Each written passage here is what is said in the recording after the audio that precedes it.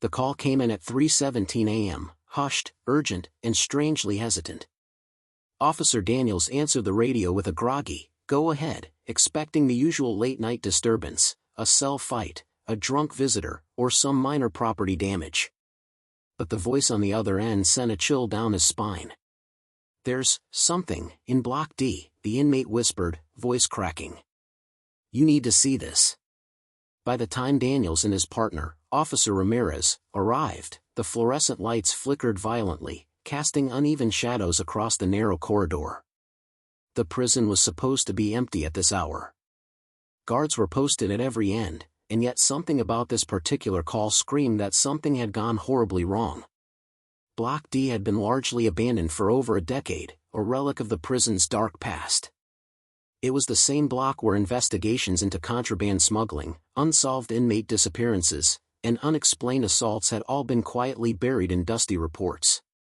Its corridors smelled of mildew and metal, echoing with the ghosts of past violence.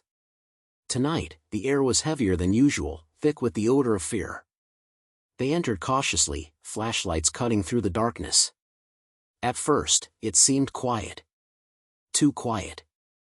Then Daniels noticed the small door at the end of the corridor, a service hatch he didn't recognize. The door was slightly ajar, as if inviting them into something unspeakable. "I didn't see this door before," Ramirez muttered, his voice low, tense. "Block D's been locked down for years." As they edged closer, a faint sound reached their ears, a soft tapping, rhythmic, deliberate, like someone, or something, was trying to communicate. The sound stopped abruptly when they paused, leaving only the echo of their own footsteps bouncing off the walls. Then came the first clue, a trail of scratches on the concrete floor, leading to a small pile of belongings tucked into a corner. Clothes, shoes, and a faded notebook, smeared with something dark that Daniels hesitated to identify. He picked up the notebook with gloved hands, flipping it open to pages covered in frantic handwriting. Names, dates, locations. And at the bottom of the final page, a chilling message. "They know. Don't trust anyone. Not even the guards." Neither officer spoke. The notebook felt like a hand reaching out from the past, gripping them, warning them. Whoever had written this had been trapped inside these walls for weeks, or months, and someone had gone to terrifying lengths to keep them silent. Footsteps echoed behind them suddenly. The officers spun, flashlights slicing through the darkness, but no one was there. Just the long, empty corridor, shadows stretching unnaturally, mocking their nerves. They moved forward, heartbeats syncing with the tension of the moment. As they approached the service hatch, Daniels noticed something that made his stomach knot. The lock had been tampered with, cut cleanly, leaving jagged edges. Someone had gained access to Block D recently.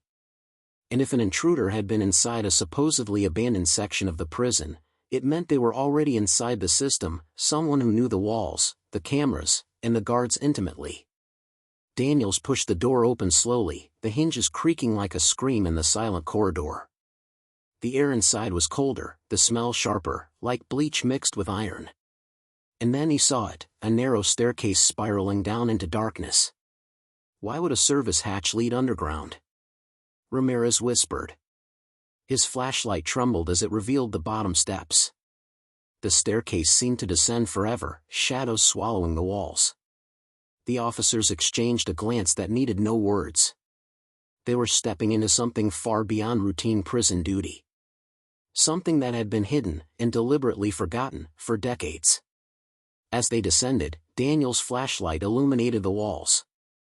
Etched into the concrete were names, dates, cryptic symbols, and messages, scrawled in what looked like candle soot or dry blood. This was no ordinary vandalism. Whoever had been here before had left a meticulous record, a hidden diary etched into the very structure of the prison. At the bottom, they found a small cell, its door reinforced with heavy chains.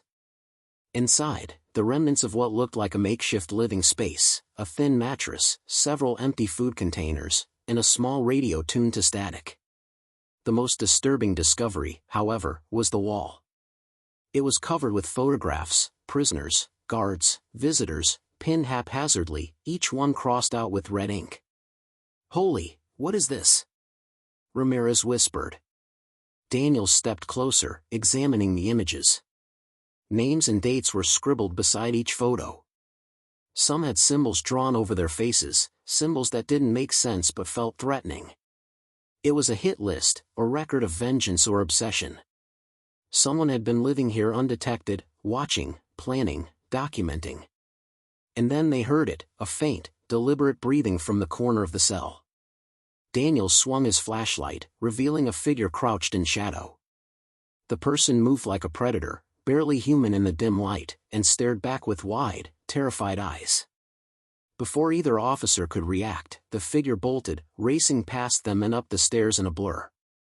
Daniels and Ramirez gave chase, their radios useless, their adrenaline spiking. They reached the top only to find the corridor empty again, the service hatch swinging shut as if nothing had happened. They returned to the cell, now abandoned, the photographs still on the wall, and the notebook missing. Whoever had been hiding here had vanished into the shadows of the prison, leaving behind a haunting message written directly onto the concrete. You found me. But you can't stop what's coming. Daniels radioed for backup, his hands shaking. He had seen a lot in his years behind the badge, but nothing like this. This wasn't just a prisoner hiding, it was a secret someone had nurtured for years, a network of terror, and now it was awake again. As officers swarmed the block, every corner was searched, every hallway scanned, but the figure was gone. Only the chilling evidence remained, the notebook gone, the wall etched with names, the photographs, and a scent that lingered in the air like a warning. The investigation began immediately, but questions multiplied faster than answers. Who had been living in Block D? How had they avoided cameras and guards for so long? And most importantly, what were they planning next? Daniels and Ramirez would never forget that night. Every sound, every shadow, every subtle movement felt like it was part of a larger puzzle they weren't yet equipped to solve. And then came the final, shocking discovery. While reviewing security footage from months prior, the lead detective noticed something impossible. There were figures in the supposedly abandoned Block D, moving freely, unrecorded by any camera, as if the block itself was alive and hiding them. But when they opened the locked basement door, what they found changed everything. Backup arrived within minutes, but even dozens of officers couldn't calm the storm of fear that had settled over Block D. The walls, cold and unforgiving, seemed to hum with a presence the investigators couldn't explain. Every flashlight beam flickered, every footstep echoed unnaturally. Whoever had been living here had vanished without a trace, leaving the prison staff, and the investigators, questioning everything they thought they knew. Detective Mark Holloway stepped into the block, eyes scanning the shadowed corridors. He was a veteran, had seen his share of gruesome crime scenes, but the eerie precision of the hidden cell unnerved him. The photographs, the cryptic symbols, the etched wall, it wasn't just a hiding place. It was a statement. Someone had been meticulously plotting, keeping track of people, studying the routines of guards, perhaps even predicting their every move. We need a full sweep, Holloway said, voice low and urgent. Every corner, every maintenance tunnel. Someone's been here for months, maybe years. And they're still here somewhere. Officers fanned out, scanning with flashlights and calling for quiet. Holloway returned to the cell, studying the photographs once more. Something about them bothered him. The red marks on the faces, they weren't random. They followed a pattern, a sequence. Some faces were crossed out completely, others had symbols in the corner, almost like warnings. This wasn't just a list. It was a plan. Meanwhile, Ramirez and Daniels reviewed old logs, prison rosters, and security footage. That's when they noticed it, sporadic, almost imperceptible anomalies in the cameras covering Block D over the last 6 months. Shadows moving when no one should be there, doors opening on their own, lights flickering precisely when a guard walked past. Someone had learned how to manipulate the system, someone with intimate knowledge of the prison's layout and surveillance. Holloway called a meeting with the warden. We're dealing with more than a runaway inmate, he explained. This is someone inside, someone who knows every blind spot, every schedule, every weakness.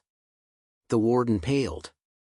Block D had been closed off because of corruption, inmate assaults, and mysterious disappearances. If this leaks, he trailed off, the weight of the prison's history pressing down on him.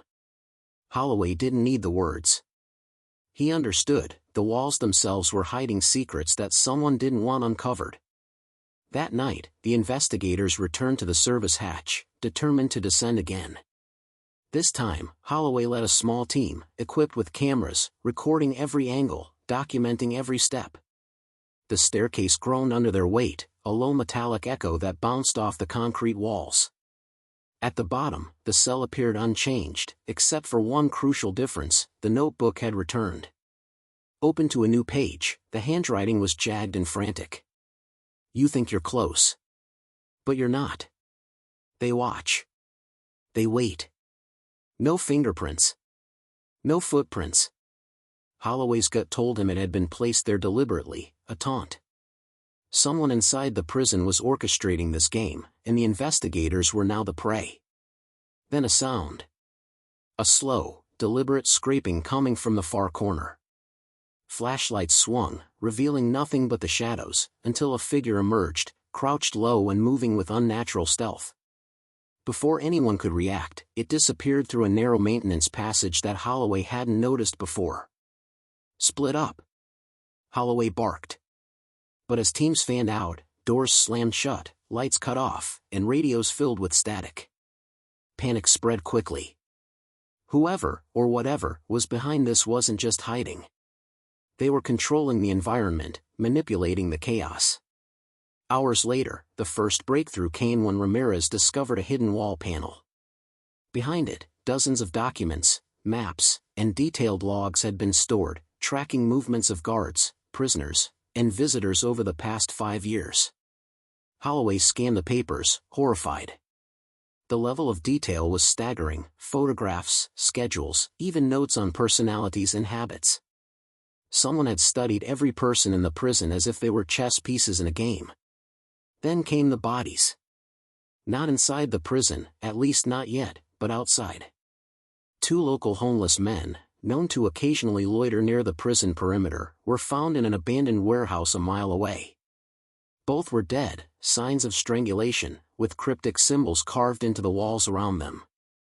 Their identities didn't immediately connect to the prison, but the investigators noticed the same pattern from the photographs in the hidden cell. Someone was sending a message. Holloway realized that the prison itself wasn't the epicenter, it was a stage.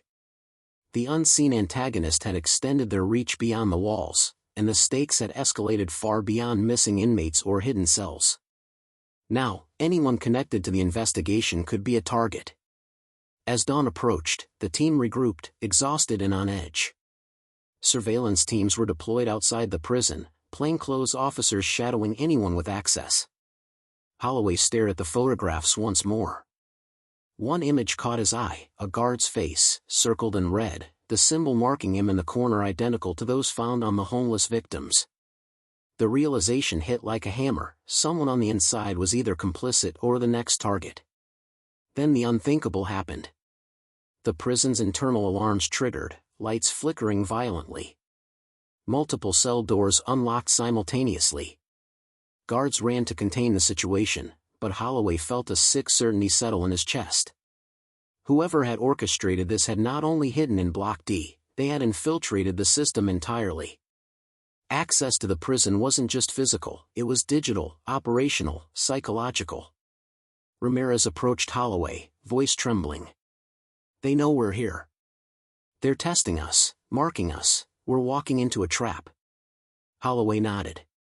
He couldn't deny it. The game had shifted from discovery to survival. Every step, every decision mattered, and a single mistake could cost a life. By mid-morning, interviews began with the few remaining prisoners who had access to Block D before it was abandoned. Most claimed ignorance, but one inmate, quiet and withdrawn, hinted at a figure they called the Architect. Nobody knew their real name, only that they orchestrated movements within the prison with terrifying precision, manipulating guards and inmates alike. "Architect?" Holloway asked. "Meaning, a planner?" The inmate nodded. "A shadow. You think the walls hide you, but they watch you. You don't even know the rules. That same afternoon, forensic teams examined the walls of the hidden cell with UV lights, revealing hidden markings previously invisible. Symbols that initially seemed random were, in fact, part of a larger map, routes, escape plans, and potential locations for future attacks.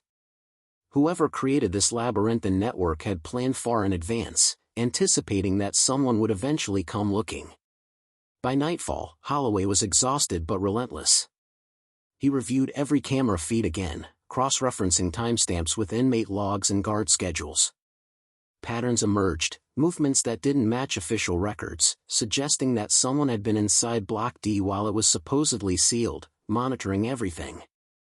Then came the most terrifying discovery. One of the maps showed a new location, marked with a symbol identical to the red circles on the photographs.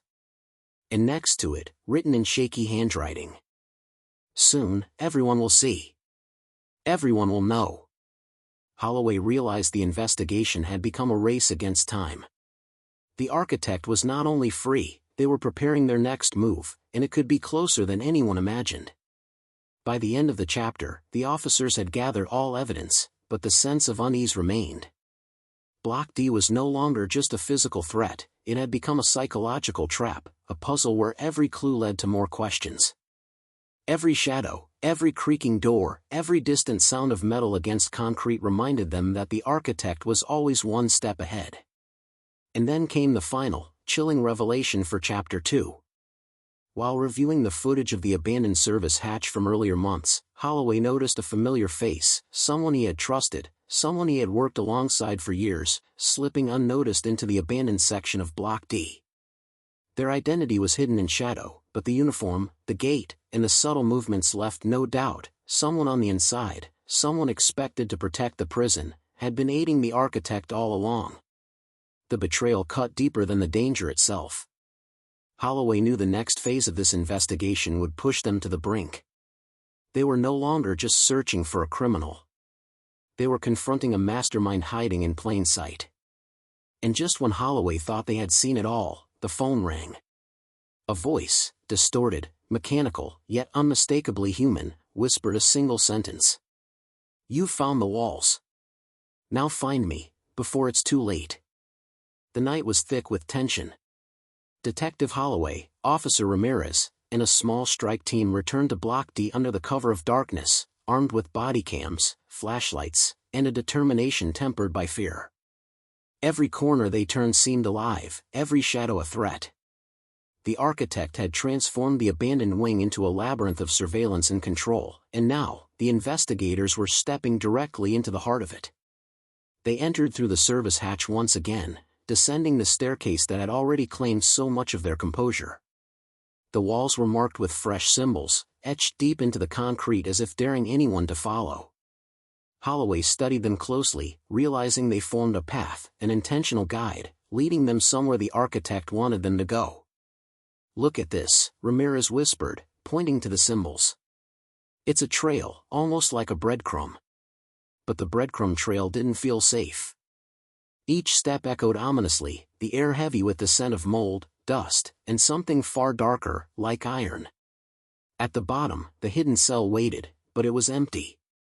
The notebook was gone again, replaced by a single envelope, yellowed and sealed. Holloway carefully opened it. Inside, photographs of the team themselves, taken at different times over the past month. Every movement monitored. Every hesitation recorded.